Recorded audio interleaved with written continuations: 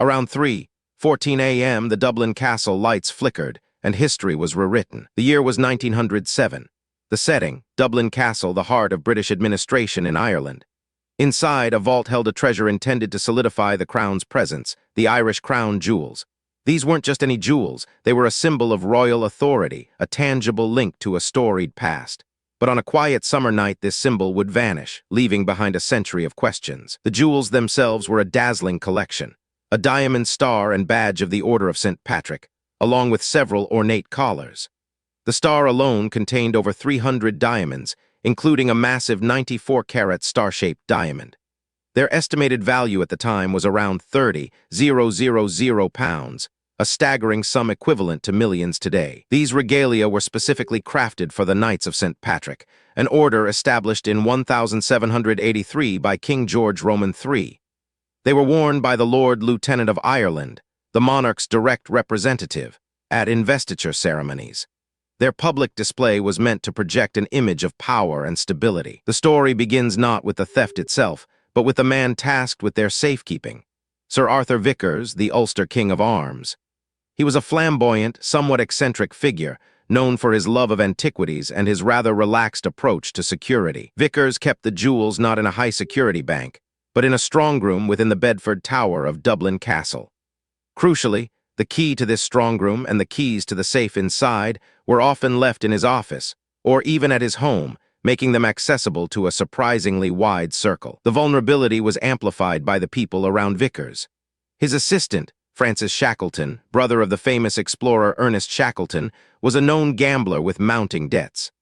Another figure, Richard Howard, a petty criminal and Vickers' former servant, also had access. Adding to this complex web was Captain Richard Gorges, Vickers' nephew, and another individual with a history of financial difficulties. The inner circle was small, but riddled with potential motives, a classic setup for a crime that would baffle investigators for decades. The theft itself occurred sometime between June 11th and July 6th, 1907. This wide window of time is critical. The jewels were last seen by Vickers on June 11th. They were discovered missing on July 6th, just days before a scheduled visit by King Edward Roman VII and Queen Alexandra. The discovery was made by Vickers' housekeeper, Mrs. Farrell, who noticed the strongroom door ajar. Upon inspection, the safe was found open, its contents gone. There were no signs of forced entry.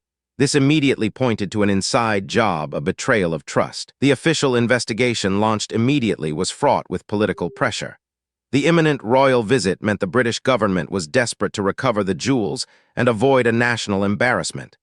The reputation of Dublin Castle, and indeed the empire, was at stake. Sir Arthur Vickers, as the chief custodian, was naturally the prime suspect, or at least the subject of intense scrutiny.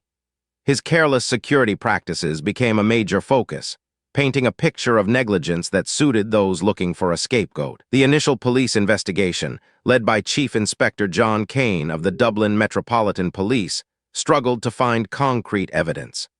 The lack of forced entry was a significant hurdle. It suggested that whoever took the jewels possessed a key or had intimate knowledge of their whereabouts. Suspicion quickly fell upon Vickers' inner circle. Francis Shackleton's gambling debts and his close relationship with Vickers made him a person of interest. There were rumors of a wider ring, possibly involving other castle staff, all connected by various financial or personal entanglements. A formal inquiry was held in 1908, a year after the theft. It was a politically charged affair, designed less to solve the crime and more to assign blame. Vickers was eventually dismissed from his post, his reputation shattered. He spent the rest of his life campaigning to clear his name. The inquiry, however, never definitively named the culprit. While Vickers was condemned for his lax security, the true perpetrator remained elusive. This fueled public speculation, and the case quickly became a national obsession, a symbol of British incompetence and Irish intrigue. Many theories emerged. One popular belief was that the jewels were stolen by Irish nationalists, intending to embarrass the British crown. However, no nationalist group ever claimed responsibility, nor did the jewels surface in any anti-British propaganda. Another theory implicated an aristocratic ring, possibly homosexual men, who were allegedly involved in blackmail and other illicit activities. This narrative, while sensational, lacked concrete evidence and may have been fueled by the societal prejudices of the era. Francis Shackleton remained a strong suspect. His gambling debts were substantial, and his subsequent flight to South Africa and later conviction for fraud in 1913 only strengthened the case against him in the public's mind. Yet no direct link to the jewels was ever proven. The jewels themselves were never recovered. Not a single diamond, not a piece of gold. They simply vanished. Did they remain intact, perhaps hidden away for a future sale? Or were they broken up, the individual stones sold off piece by piece, their origins obscured? The lasting legacy of the Irish crown jewels heist is its utter insolubility. It's a case without a body, without a weapon, and without a confession. It speaks to the power of secrets, the intricacies of human motivation, and the enduring allure of an unsolved mystery. Even today, over a century later, the disappearance of the Irish crown jewels remains one of the most intriguing and frustrating unsolved heists in history.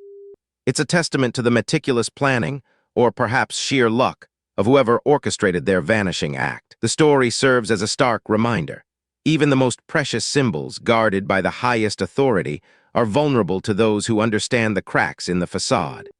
And sometimes, the most audacious crimes are those that leave no trace at all. Join us next time as we unravel another historical enigma that defied resolution.